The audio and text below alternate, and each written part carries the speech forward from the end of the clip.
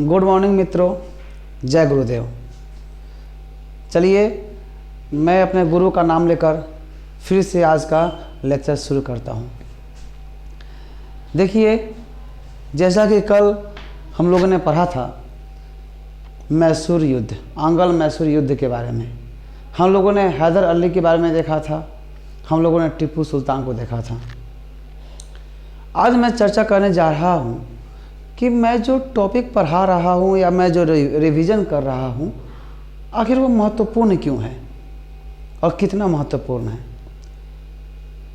जैसा कि आप लोगों को पता है कि अभी मैं टीपू सुल्तान के उपलब्धि में एक नंबर ही उपलब्धि पढ़ा है, सिर्फ एक उपलब्धि को भी ही हम लोगों ने पढ़ा है। और आप जानकर हैरान होंगे कि 2000, देखिए यहाँ पर लिखा हुआ है 2021, मैं यहाँ से हट जाता हूँ, इधर देखिए आप लोग, 2021 में और 2019 में इस सेक्शन से यानी आंग्ल मैसूर युद्ध और खासकर टीपू सुल्तान से क्वेश्चन पूछे गए हैं। प्रत्येक क्वेश्चन 10 अंक का रहा। मैं यहाँ पर दिखा दूँ, देखिए यहाँ से मैंने इसे छांटा है।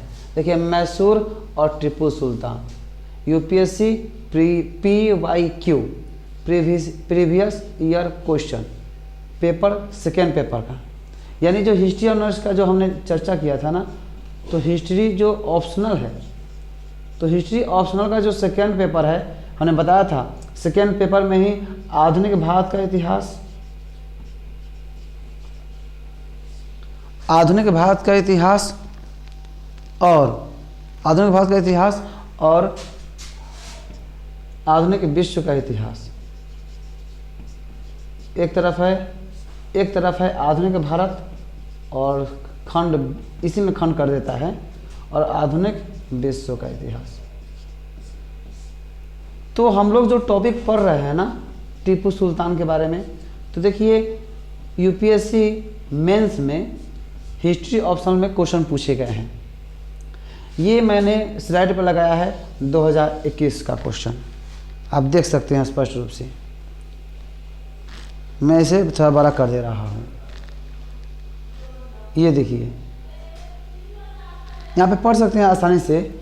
18वीं सदी की भारतीय राजनीति, यानी 18वीं सदी में भारत की जो राजनीति चल रही है, जिस तरह षड्यंत्र का और डिवाइड एंड रूल का जो काल चल रहा था, फ्रांसीसियों और अंग्रेज़ों के बीच के जो काल चल रहे थे, युद्ध का काल चल रहा था। 18वीं सदी मतलब 1700 से 1800 के बीच। 18वीं सदी की भारतीय राजनीति तथा समाज के संकट के सामान्य अनुभव, देखिए ध्यान से, यहाँ पे लिखा हुआ है स्पष्ट रूप से। मैं इसे मिटा दूँ और फिर से दिखने लगे। मैं इस प्रश्न का उत्तर नहीं बताऊंगा, ध्यान रहे। मैं तो अभी सिर्फ बता रहा हूँ कि इस टॉपिक का महत्व कितना है, कैसे यहाँ से प्रश्न पूछे जा रहे हैं। अभी तो मेरा अभी मैसूर युद्ध ख़त्म ही नहीं हुआ, अभी तो टीपू सुल्तान के बारे में बहुत सी बातें जानना जरूरी है और बाकी रह भी गया है। तो समाज के संकट के समान अनुभव, जहाँ पर जनजीवन बारंबार लूटपाट की व्यवस्था का शिकार होता था, से अलग बदलाव की व्यवस्था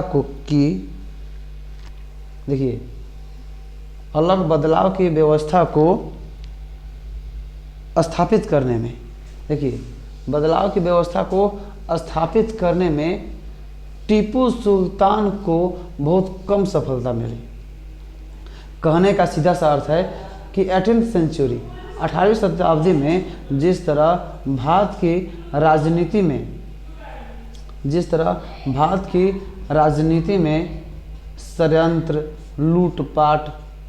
लूटपाट, शोषण, ऐसी गतिविधियाँ चल रही थी, जनता इन सब का शिकार थी। इन सब को ख़त्म करके एक अलग व्यवस्था लाना चाहता था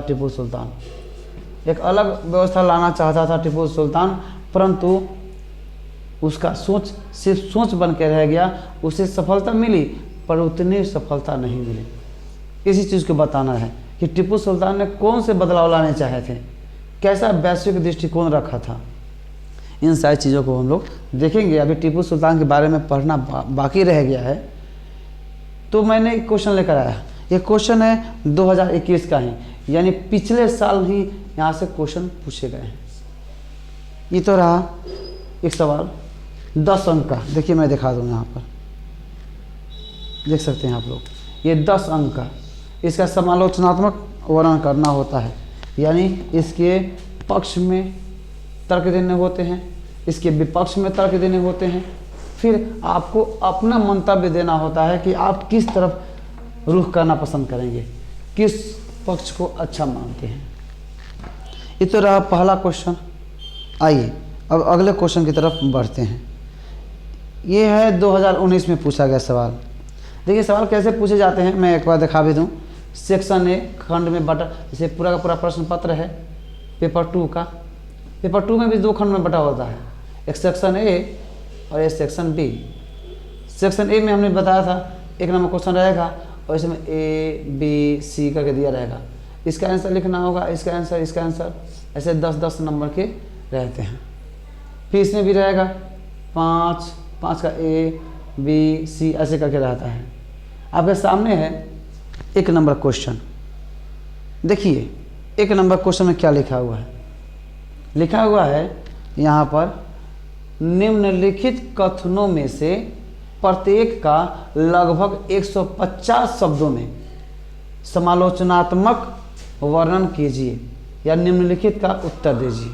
एक कहने का मतलब है, नीचे जो भी लिखा है उसका उत्तर दीजिए और समालोचनात्मक वर्णन कीजिए। देखिए जब भी 10 अंक के प्रश्न पूछे जाते हैं ना, तो सामान्यतः 150 शब्दों में।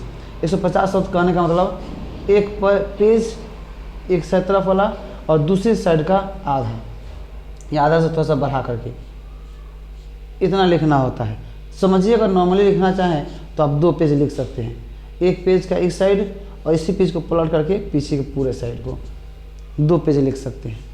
तो चलिए इसमें क्वेश्चन क्या पूछा गया है इसको देख लेते हैं हम लोग। मैं बोर्ड को थोड़ा साफ कर लूँ, मैं बोर्ड को थोड़ा साफ कर लेता हूँ ताकि स्पष्ट रूप से आप प्रश्न देख सकें। क्यों मैसूर युद्ध पढ़ना ज़्यादा इम्पोर्टेंट है। देखिए प्रश्नों के साथ अगर हम लोग पढ़ाई करेंगे ना, तो हम लोग विषय से हटेंगे नहीं, भटकेंगे नहीं। देखिए इसमें जो पहला सवाल है, मैं थोड़ा सा बड़ा कर दे रहा हूँ। इसमें लिखा है टीपू सुल्तान, मैंने बता ही दिया था कि 2019 का सवाल है और फर्स्ट क्वेश्चन यही है। टीपू सुल्तान मैसूर में महत्वाकांक्षी भूभागीय इरादों वाला, देखिए महत्वाकांक्षी भूभागीय इरादों वाला एक शक्तिशाली केंद्रीकृत एवं सैन्यीकृत राज्य के निर्माण का प्रयास कर रहा था।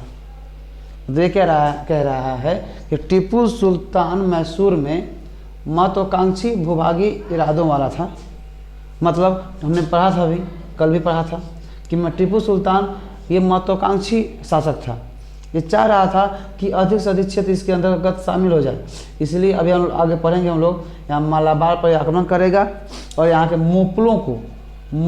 मुपलो जो जमींदार थे या हिंदू जमींदार थे उनको परास्त करेगा और इसको अपने में मिलाएगा। तो महत्वाकांक्षी भूभागीय इरादों वाला एक शक्तिशाली केंद्रीकृत एवं सैन्यीकृत राज्य। तो हमने पढ़ा था कि किस तरह से हमने स्टीन साहब का, बोस्टन स्टीन साहब का जो हम लोगों ने कथन सुना था, जिसे उन्होंने कहा था, स्टीन साहब ने इसके लिए एक शब्द किया था, मिलिट्री फिजिकलिज्म, मिलिट्री